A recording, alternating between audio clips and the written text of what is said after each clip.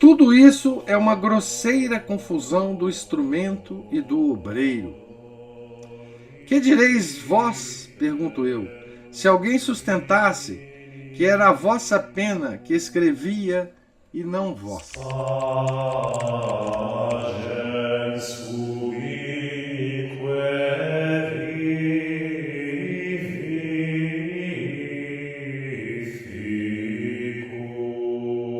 Certos filósofos, aliás, muito observadores, e não lhes faltando nem saber nem finura, imaginaram, há pouco mais ou menos meio século, um outro sistema não menos engenhoso, o sistema das bossas. Disfarçaram-no em grego, segundo o costume da douta faculdade, que desde longo tempo procura suprir, pelo ininteligível da fórmula, a futilidade do assunto. Chamou-se, pois, a esse sistema frenologia, isto é, a ciência do cérebro. Aqui é muito interessante como que Monsenhor de Seguida escolhe, né, a, a forma de expressar, né? Então, certos filósofos, né, ele fala aqui, muito observadores, e não lhes faltando nem saber, nem finura.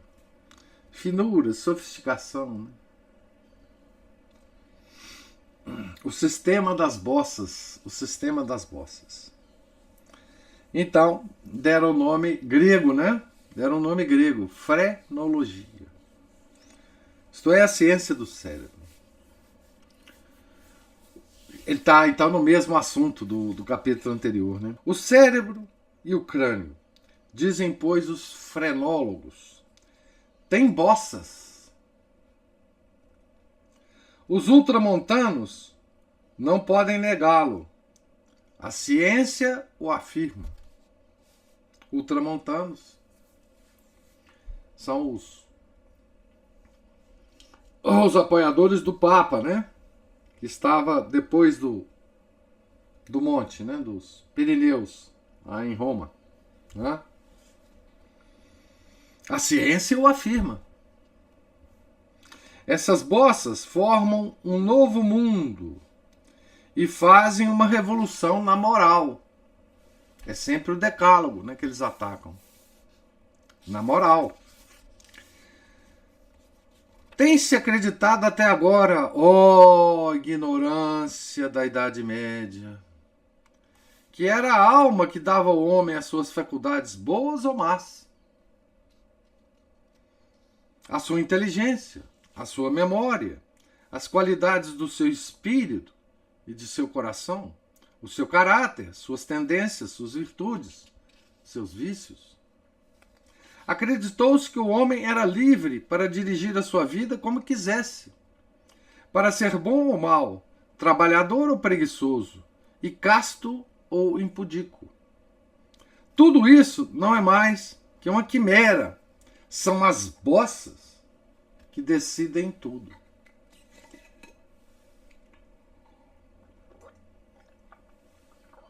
Há pouco tempo era o fósforo. Atualmente são as bossas. Vós tendes espírito? É porque tendes a bossa do espírito. Está colada, está colocada acima do nariz. Vós sois um santo? Observai na parte mais alta da cabeça a bossa da religião. Sois dotado de muita memória? Penetrai, se podeis, até o fundo dos vossos olhos, e aí encontrareis a bossa da memória. Sois um ladrão? Um velhaco? Apalpai atrás da orelha, e lá encontrareis a bossa da ladroice. Tendes bom coração? Amai os vossos filhos? Sois devoto e compassivo? Apalpai a cabeça por detrás, e sentireis a terna bossa do amor. E assim, inalteravelmente, para todas as faculdades, para todas as inclinações e para todas as paixões. Então veja que esse raciocínio, ele pega o decálogo do Gênesis, né, e faz picadinho desse decálogo, né? Nós somos controlados, gente. Não tem jeito. Não é? Tenho em minha casa um crânio, classificado pelo próprio Gall, com mais de 40 rótulos pequenos, referindo-se todos às diferentes especialidades das bossas. É incomparável. Resulta daqui que o homem não é livre, que nós não temos senão instintos, que nos arrastam fatalmente, como acontece aos animais, e que as más inclinações, assim como as boas, nos vêm da natureza, isto é, de Deus, e para chegar à consequência lógica, posto que não imediata, que não temos alma espiritual, racional e livre, que a lei de Deus, e mesmo todas as leis, são puramente um absurdo, e que havendo um Deus, quase que não existe. Então aqui é a consequência disso, né? Então vocês vejam que toda essa conversa fiada, né, que a esquerda mundial, né, se utilizou ao longo do tempo, né, dessa coisa do criminoso, né, de que o criminoso não é culpado pelos seus crimes, sempre tem uma estrutura, uma superestrutura, seja social, seja física, seja que vai explicar o crime, e o criminoso, coitadinho, não tem culpa nenhuma. Né? Isso tudo aqui é devido a esse tipo de ideia. Tá certo? Basicamente é esse tipo de ideia. Né? Tudo isso é uma grosseira confusão do instrumento e do obreiro.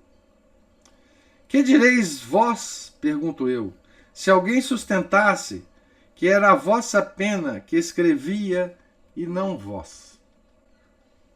Talvez se não julgue difícil estabelecer também esse fato cientificamente. Vede primeiro que tudo. Então, ele chama atenção para uma coisa interessante aqui, né? Será que essas ideias desses cientistas também não é uma bossa dos cérebros deles? Né? Ou seja, se tudo é bossa, o que os cientistas estão nos falando também deve ser, né? Não é evidente que quando manejais a pena e a molhais na tinta, podeis escrever imediatamente? Que escreveis bem com uma boa pena e mal com uma pena má? Olha a metáfora boa que ele está fazendo aqui, né? Não é igualmente evidente que se eu vos arrancar a pena, não podereis escrever coisa alguma?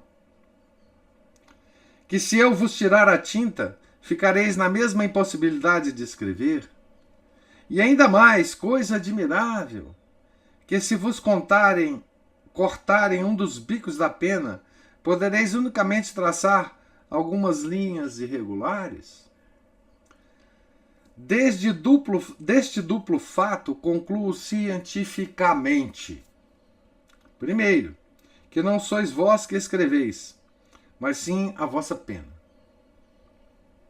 Sim, a vossa pena em certas condições. Tirai-lhe essas condições, a pena não poderá escrever mais, ou pelo menos escreverá de uma maneira inteiramente defeituosa. Até aqui imagens que éreis, vós que escrevieis. Ilusão. Em nome da ciência moderna, venho trazer-vos a luz.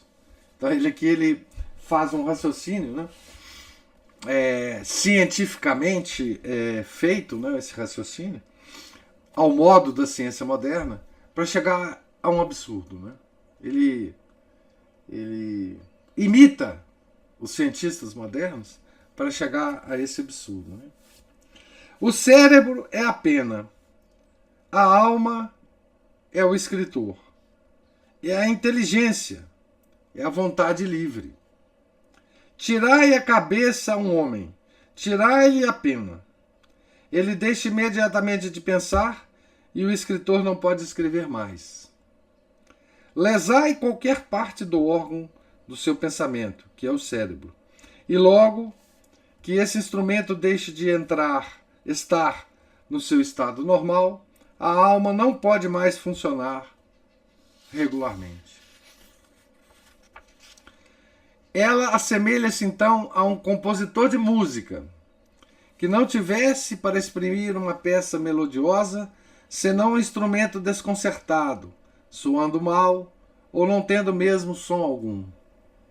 Essa desordem, dizei-me, prova porventura que não existe o compositor ou que ele não sabe música?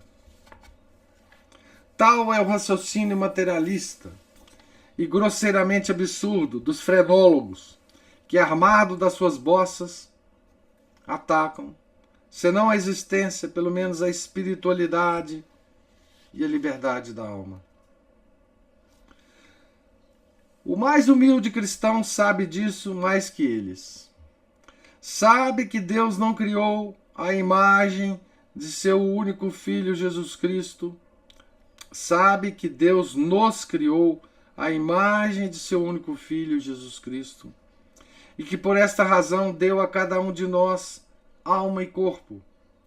Isto é, uma alma espiritual, inteligente e livre, que tem a dupla missão sobre a terra, de adorar, de amar, de louvar e servir ao seu Deus, e de animar o corpo que está unido com ela. Sabe que o corpo não tem por si próprio nenhuma vida, nenhum poder, nenhuma qualidade, nenhuma propriedade, e que tudo o que ele possui lhe vem da alma que o anima, que o move e que o faz viver. Sabe que a alma pensa pelo cérebro, vê pelos olhos, fala pela boca, ouve pelos ouvidos, ama pelo coração, respira pelos pulmões, digere pelo estômago, recebe a sensação pelos nervos. A alma e o corpo são o obreiro e o instrumento necessários para o seu trabalho. É o pintor e o seu lápis ou o seu pincel. É o músico e o seu instrumento. É a alma que pensa, que quer, que ama, que delibera. Porém, Deus criou-a de tal modo que ela não faz tudo isto senão por meio dos órgãos do corpo a que está ligada. O que há de verdadeiro no sistema das bossas é a perfeição ou imperfeição do cérebro, órgão principal da vida, dá mais ou menos poder aos homens para compreender, para trabalhar, para fazer o bem ou o mal. Mas essas disposições não fazem mais que dobrar a liberdade humana, sem a forçar. A graça de Deus é repartida por cada um à proporção das suas necessidades, e assim todos, sem exceção, podem e devem fazer o bem e evitar o mal. Aqueles que tiverem tido mais que combater serão recompensados com mais largueza. A gente humilde, que tem más bossas, não é decididamente mais maltratada do que aqueles que as têm boas. E a justiça infinita de Deus recompensará cada um conforme as suas obras. Não esqueçamos nunca, só as substâncias espirituais são ativas e princípios de movimento. A matéria são ativas e princípios de movimento, né? Só as substâncias espirituais são ativas e princípios de movimento. A matéria, seja ela qual for, é inerte por sua natureza, absolutamente passiva. E a sua vocação é de ser governada movida, animada e vivificada pelo Espírito. Aqui ele está dando uma aula de metafísica, né? Tomista, para esses cientistas, esses miseráveis loucos cientistas, né?